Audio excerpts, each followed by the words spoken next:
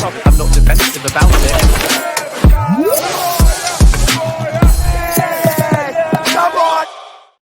Yes, people, what's happening? Welcome back to the channel and welcome to the first match reaction of the season. First things first, guys, make sure you smash up the like, subscribe if you're new around here, all of that good stuff. And as always, leave your thoughts in the comments. I love hearing what you guys think of the game as well. And it wasn't the start Chelsea were looking for. Held to a 0-0 draw by Crystal Palace at Stamford Bridge. The third draw in a row against Oliver Glasner's side. And as I said, it wasn't the result we were looking for. We wanted 3 points. I knew it would be a tight game. I was expecting, maybe to be one goal in it between either side. And that's kind of exactly how it played out. In terms of Maresca's selection, no issues with the team at all. The team that played against AC Milan, we all knew that was probably going to be the team that started. Josh Achimpong obviously coming in for the injured Tosin, but again, much the same from the team that obviously played against Milan. And, the first half, I've got to be honest, guys, the first half wasn't good. It wasn't a great half. I felt we looked really sluggish. We looked nowhere near as sharp as we did in those pre-season games against Leverkusen and AC Milan. The likes of Eze, Mateta were causing us all sorts of problems. Eze in particular in that first half, I thought it was brilliant. At his absolute best, gliding across the pitch, making things happen. Mateta was a handful, as we know he is. And Palace defended very well. They sat deep. They made it very hard for us to break them down. But it wasn't a good half. Everyone looked very sluggish. Gittins really had a disappointing game. We did absolutely nothing. João Pedro wasn't involved. Cole Palmer, Neto. Enzo Fernandez looked off it. Didn't look fit either. Players fatigued. Clearly fatigued. This is our first competitive match in over a month. And I'll be honest, I was expecting a little bit more from that first half. In terms of Achimpong playing in that central centre-back position, other than, a couple of loose passes early on, one which led to the free kick, which I'll get onto shortly, there's no movement between the lines. There was no movement between the lines at all. And with the central centre-back role, it's so important. And my God, we were struggling building up from the back without Cole in defence. Achimpong had a good game, by the way. He recovered well, had a good game, and I think that he dealt with Mateta reasonably well. But in terms of that on the ball, that's so important in that central centre-back role. And we haven't got anyone like that at all. And Maresca was absolutely bang on about that central centre-back position, They've got to have someone there, like Colwell, who's willing to get on the ball, break the lines. We were too slow today doing that, and we didn't know what to do. You need to have movement in front of the centre-back as well. If we have Colwell in that game, maybe we win that game. I don't know. But that is something that's got to be addressed. But that's not a slight on Achimpong. I thought he actually had a good game and recovered well from a couple of mistakes early on. I mean, I guess the main thing from that first half, guys, was the free kick. What is Robert Sanchez doing? What is he doing? Why, by the way, as well, is there a massive hole in the middle of the wall as well? I know Eze takes the free kick quickly. There's only one place that Eberechi Eze is putting that ball. He's putting it keeper's side. Yes, it was struck with venom. Yes, it was struck quickly. But I'm sorry, a top-level goalkeeper saves that. A top-level goalkeeper saves that, They do. And that might sound harsh, but it's the reality. It's the absolute reality. A top-level keeper saves that. Sanchez, people are telling me he's improved. I thought his distribution was poor today. Made one or two saves, but again, that free kick, very, very lucky. And we have VAR to thank for that. A rule that I didn't even know was a rule in terms of Gurhi was closer than a metre to the wall, so it was ruled out. And that actually today saved us from losing the game. In terms of, things that I wanted to see a bit more of, I was a little bit disappointed that the substitutions didn't come quicker.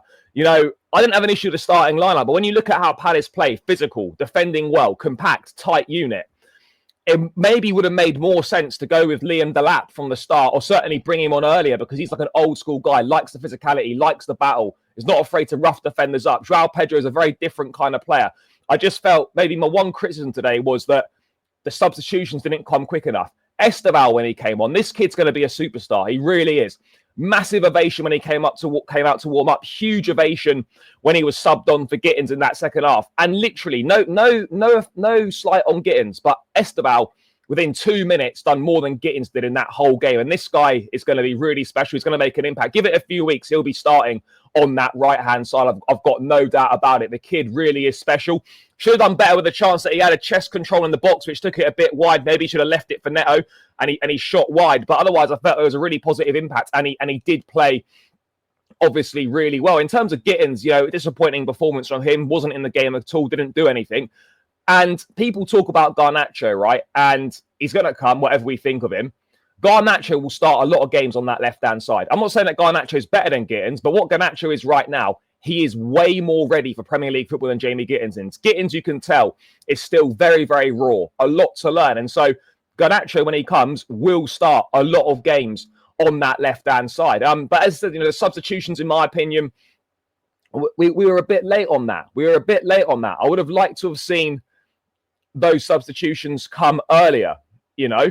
I noticed in the game as well today, we seemed to be very reluctant to play the ball wide. We didn't get the ball wide very often. We didn't get the ball wide anywhere near enough. We just constantly, we looked at Neto, we looked at Gittins, we looked at Esteban in those areas, and then we just decided to kind of turn back, pass it to the centre-back. It was a little bit strange while we kept doing that. I mean, Esteban is going to be really important against low blocks, as is Xavi Simons if we can get a deal done for him. It's the first game, guys. It's the first game. It's disappointing not to beat Crystal Palace. Of course it is. If you want to challenge for a title, these are the kind of games you need to be winning, especially at home. And hopefully that struggle to break the low block down is not going to be a regular occurrence, If that's a one-off today, fine, but, and there's no need to panic, guys. But if we're still having this conversation 2-3 months into the season, then it's a problem. We didn't really seem to have any ideas, in my opinion, on how to break the structure down. Yet we still had 2 really big chances to win. Andre Santos at the end with the huge chance. Ball comes to him just inside the box. He's got time to take a touch, compose himself and finish it.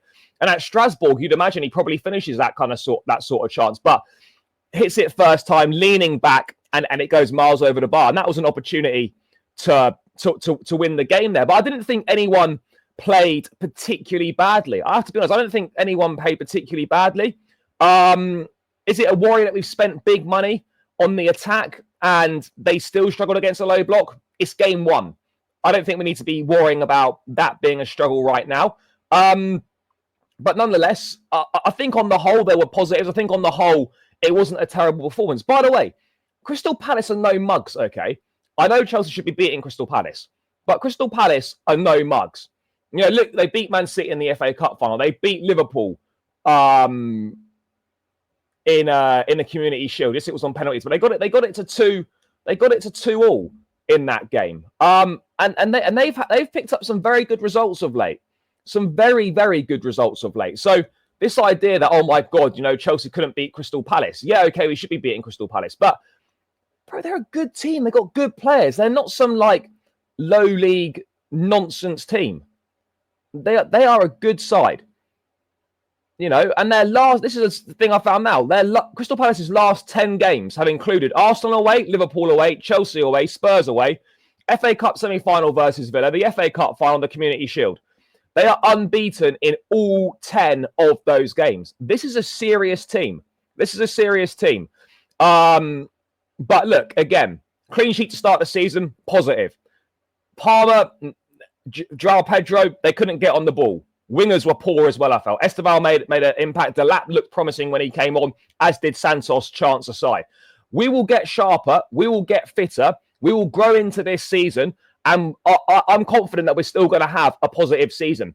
There is no need to panic after the first game of the season. If people are losing their minds, title charge over, we're in big trouble, we couldn't beat Crystal Palace, we're rubbish, we're this, we're that. You're completely missing the point. You've completely lost your minds. You've lost your heads. So the message from me is, don't panic. But there's 2 weeks left of the window. We need more in attack. Get me Xavi Simons. Get Garnacho. We need another option on that left wing. Bring them both in. And as good as Achimpong is, that central centre-back role is specialist. And it will take time to learn that. We're taking a big gamble if we don't bring another centre-back in. So I really hope after today, we take another look at it. We take a look at the market and see if we can do something, whether we sign an older player, whether we go in for a loan or something like that. let's try and do something, because I think we're taking a big gamble. But yeah, guys, that's my thoughts. Great to be back. Great to have Premier League football back. Disappointing result. Tough game. Could have been better, could have been worse. And obviously we move on to West Ham on Friday. But yeah, guys, that's my thoughts. Let me know your thoughts in the comments. Smash up the like, subscribe if you're new around here. All of that good stuff. And I'll catch you lot again in another one soon. Up the Chelsea, and we're out. Peace.